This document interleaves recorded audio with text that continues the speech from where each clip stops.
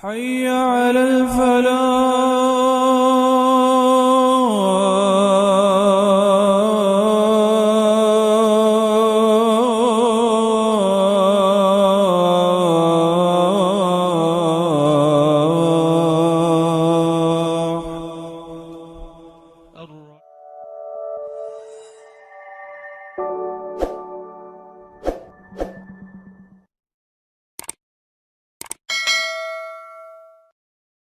الله وحده لا شريك له واشهد ان محمدا عبده ورسوله اللهم صل وسلم وبارك على سيدنا محمد وعلى اله وصحبه ومن والاه الى يوم القيامه وبعد فقال الله تعالى في القران الكريم وهو اصدق القائلين اعوذ بالله من الشيطان الرجيم واطيعوا الله والرسول لعلكم ترحمون ويا ايها الحاضرون اوصيكم ونفسي بتقوى الله وقد فاز المتقون إني توكلت على الله ربي وربكم ما من دابة إلا وآخذ بناصيتها إن ربي على صراط مستقيم. Ma'asyiral jemaah rahimakumullah, tiada untayan kata yang terindah, tiada rangkaian kalimat yang terbaik kecuali marilah kita sama-sama panjatkan puji dan syukur kehadirat Allah Subhanahu wa taala. Shalawat dan iring salam mudah-mudahan terlimpahkan haribaan junjungan paduka sayyidil wujud wa afdali kulli mawjud Nabi besar Muhammad sallallahu alaihi wasallam. Al-Fakir di atas mimbar yang mulia ini berwasiat khusus buat diri pribadi Al-Fakir dan umumnya buat para jamaah Jumat. Mari sama-sama kita tingkatkan ketakwaan kepada Allah Subhanahu wa taala. Hadirin ma'asyiral Jum'ah wa zumratal mu'minin rahimakumullah. Ada seorang dai bertanya kepada jamaahnya, andai saja kita hidup di zaman Fir'aun, maka apakah kita ini menjadi pengikut Fir'aun atau mengikut daripada Nabi Musa alaihi salatu wassalam? Serentak pada saat itu jamaah menjawab secara kompak, tentu kami akan mengikut daripada ajaran Nabi Musa alaihi salatu wassalam. Sang dai bertanya, yakinkah engkau? Kemudian jamaah menjawab kembali, yakin. Sang dai memaparkan, bukankah yang membangun infrastruktur adalah Fir'aun? Bukanlah yang membangun kota Mesir ini adalah Fir'aun? Bukanlah yang membangun piramida yang viral menjadi 7 keajaiban dunia adalah Fir'aun? Bukanlah yang menguasai penguasaan adalah Fir'aun? Bukankah Fir'aun banyak pengikutnya? Bukankah Fir'aun mempunyai bala tentara yang kuat dan sangat besar? Bukankah Fir'aun adalah yang mengaku sebagai Tuhan, yang bisa memberikan hiburan, yang bisa memberikan kesenangan, bahkan makan dan minum di bawah perintah Fir'aun laknatullah? Diam 1000 bahasa jamaah itu, tidak ada yang berani menjawab lagi. Sedangkan kata sang dai, siapa Musa itu? Dia tidak lebih adalah sebagai seorang penggembala kambing yang dibekali hanya tongkat yang butut, yang mengajak kaumnya pada saat itu menyeberangi lautan tanpa perahu, tanpa sampan, bahkan tanpa kapal. Siapa Musa itu? Gak ada apa-apanya dibanding Fir'aun laknatullah. Lihat Nabi Musa alaihi salatu wassalam, hadirin, dia punya lisan itu tidak fasih, alias cedal atau cadel. Kenapa? Karena saat bayinya Musa alaihi salatu wassalam pernah memakan bara api. Manalah mungkin kita menjadi pengikutnya, begitu kata sang dai, artinya menguji daripada keimanan jamaahnya. Hadirin, dari tolak ukur sekian rupa ini, maka sebetulnya saat ini banyak masih Fir'aun di tengah-tengah kita, yang mereka mempertuhankan daripada harta, pangkat, jabatan, dan lain sebagainya.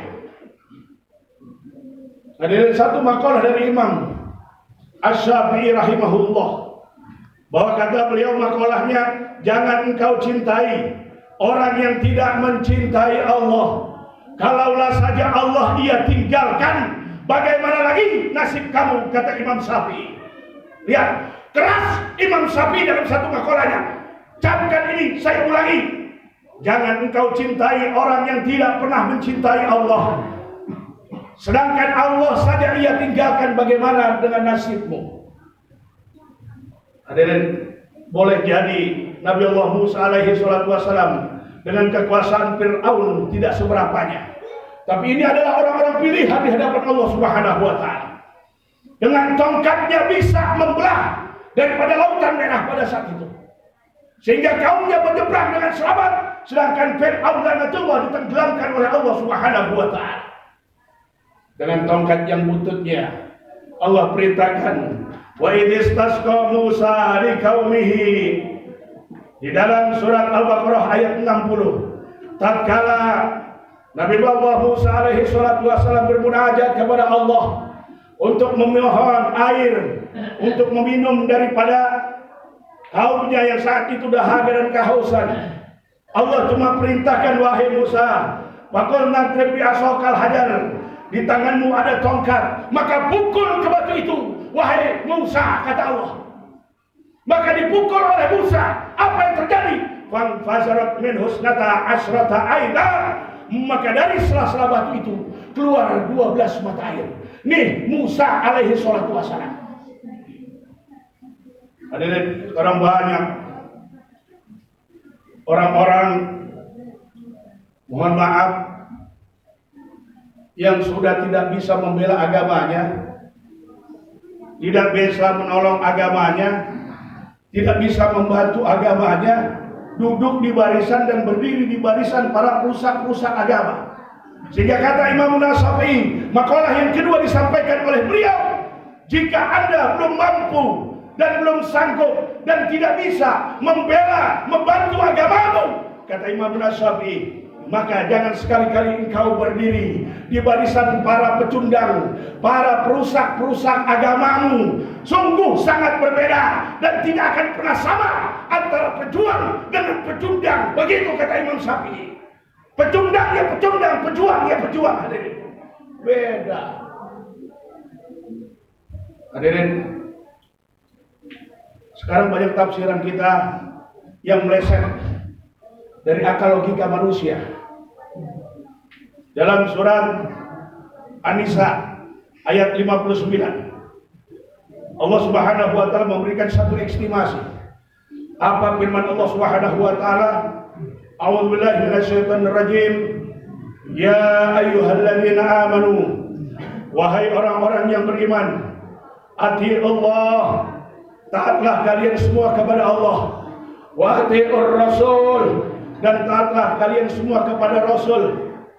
Wa ulil amri minkum, wa ulil amri minkum, dan taatlah kalian semua kepada para pemegang, kepada pemegang penguasa di antara kalian. Hadirin, begitu tadi saya lihat tafsir Jalalain, tafsir Ibnu Katsir, dan dari beberapa referensi tafsir Departemen Agama, bahwa di sana menyatakan hampir seluruhnya sama, bahwa yang dimaksud adalah ulil amri minkum. Di antara kita punya penguasa yang mana yang wajib kita taati, dan penguasa yang mana yang tidak wajib. Sekali lagi, tidak wajib kita taati. Hadirin, ternyata di sana tafsirannya gamblang. Tafsir Jalalain Ibnu Katsir boleh kita boleh kita buka dan kita tes. Bahwa gampang saja, para pemegang kuasa atau para penguasa yang taat kepada Allah dan pegang kepada kitab Allah, serta kepada pegang tidak pernah dilepaskan kepada sunnatul Rasul, maka itu wajib untuk kita mengikutinya. Tapi kalau mereka lepas daripada kitab Allah dan sunnatul Rasul, mereka menghakimi tanpa dasar landasan Al-Quran dan Sunnah Rasul, mereka memutuskan menyengsarakan rakyatnya di luar kontekstual daripada Al-Quran dan Sunnah Rasul, maka itu tidak wajib yang begitu itu kita ikuti hadirin. Nih, jangan takut kita. Nih, jangan pemimpin-pemimpin, penguasa-penguasa maksiat kemudian kita ngikutin maksiat. Nih hadirin, terkadang kita nih meleset dari akal logika kita, yang pada akhirnya kita terjebak dalam kubangan di mana kita sebenarnya mengikuti hal-hal yang salah karena pemimpin-pemimpin penguasa kita tidak berdasar kepada kitabullah dan sunnah Rasul. Kita main ikutin aja hadirin.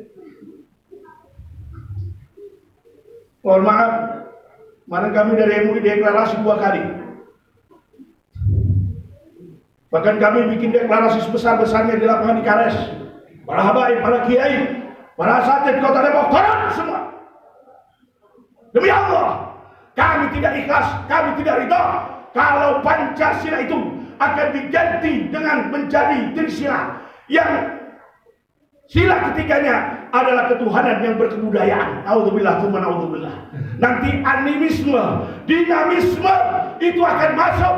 Kalau sudah menjadikan barang ini adalah sebagai undang-undang, maka semuanya menjadikan agama hadirin. Naudzubillah, tsumma naudzubillah.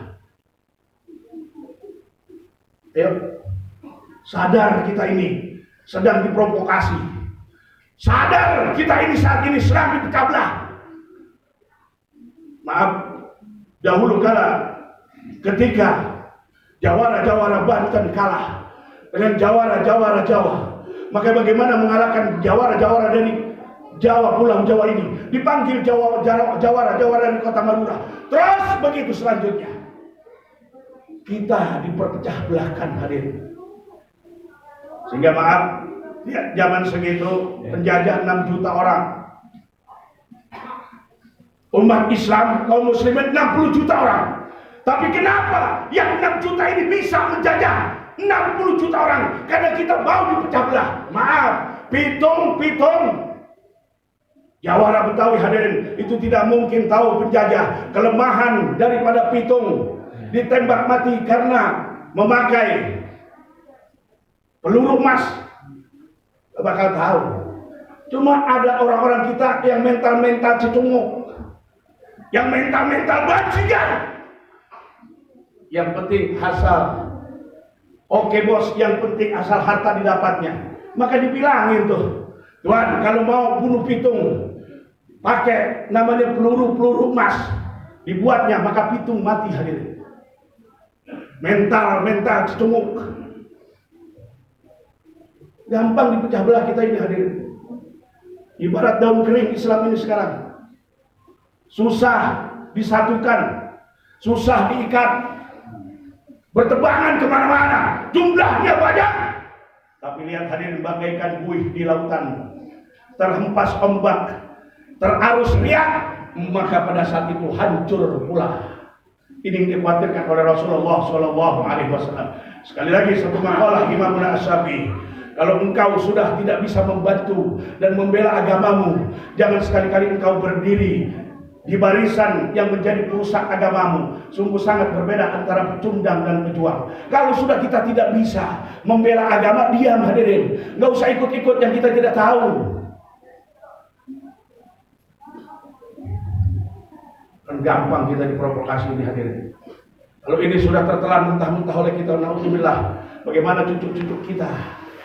Apakah mereka nanti menjadi orang-orang yang sebagai pemeluk agama atau lepas daripada agama? Ini tanggung jawab kita bersama hadirin.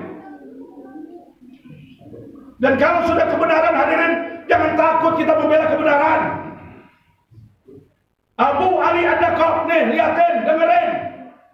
Dalam kitab Al-Minhaj, Syarah Sahih Muslim, beliau menyatakan man sakata anil haq bahwa syaitanu akhras.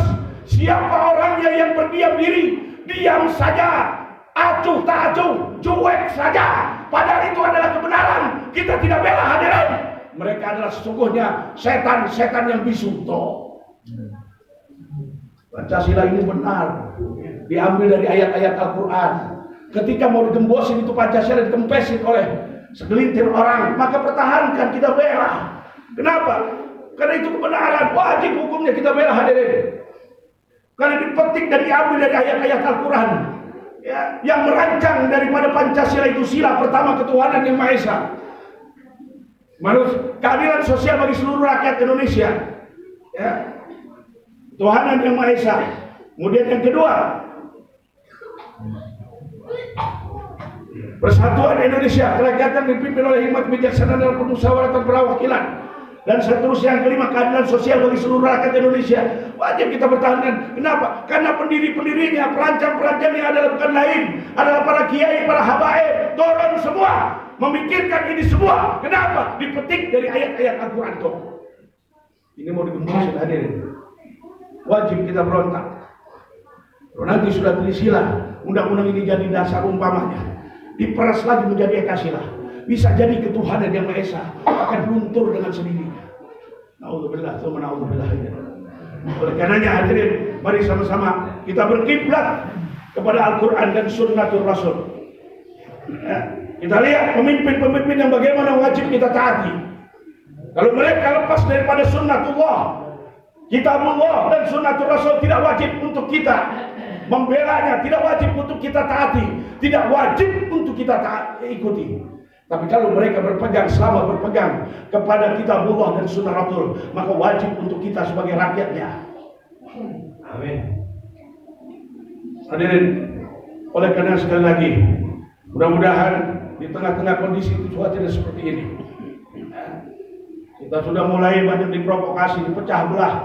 Cuma kita tidak terasa hadirin.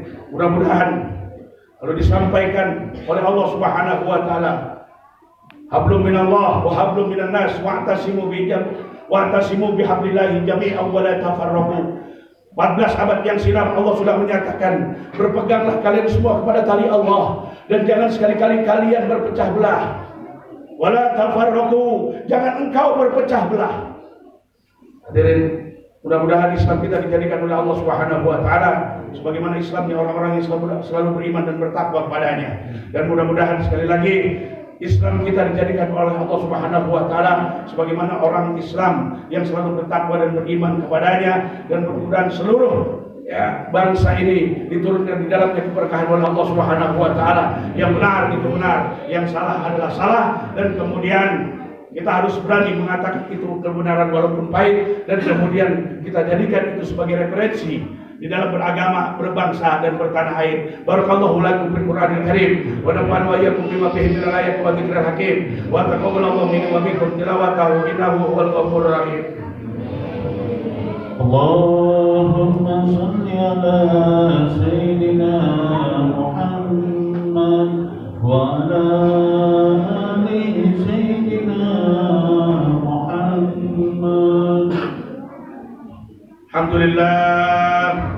Alhamdulillahilladzi hamdan katsiran kama amar.